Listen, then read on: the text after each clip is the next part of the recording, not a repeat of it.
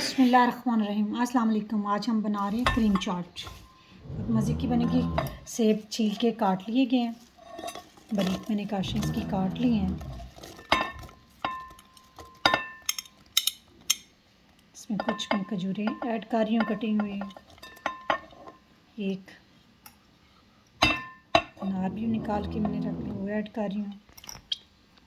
और इस केले में अब कटिंग कर रही हूँ कि केले काले पड़ जाते हैं, मुझे ज़रा नहीं अच्छे लगते, इसलिए ये भी कटिंग हो रही है। केले 6 से 7 आप इसमें केले डाल सकती हैं। मैंने कुछ 6 से 7 सेब लिए हैं।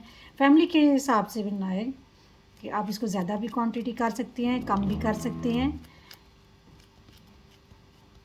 बहुत मज़े की चीज़ क्रीमी चाट, या रशियन सैलेड भी इसको बोलते हैं, फ्रूट सैलेड भी कहते हैं। मुख्तलिफ़ लोग मुख्तलिफ़ नामों से।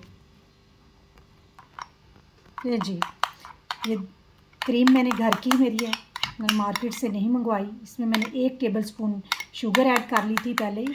अगर शुगर के आप मरीज़ हैं या ज़्यादा शुगर नहीं पसंद करते तो ना शुगर ऐड करें, क्योंकि फ्रूट सारे में ऑलरेडी शुगर, मीठा ही होता है फ्रूट।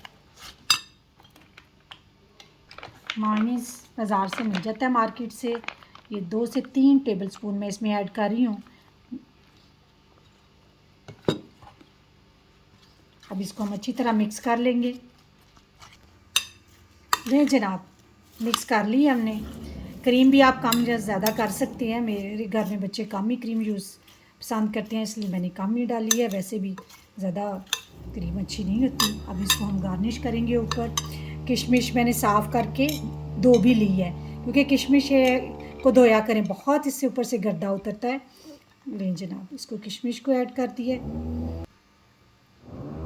इसके ऊपर से मैं ये जो मेरे रह गए थे इंग्रेडिएंट्स, अनार और खजूरें, ये मैं गार्निश कर दी है। ये मज़ेदार।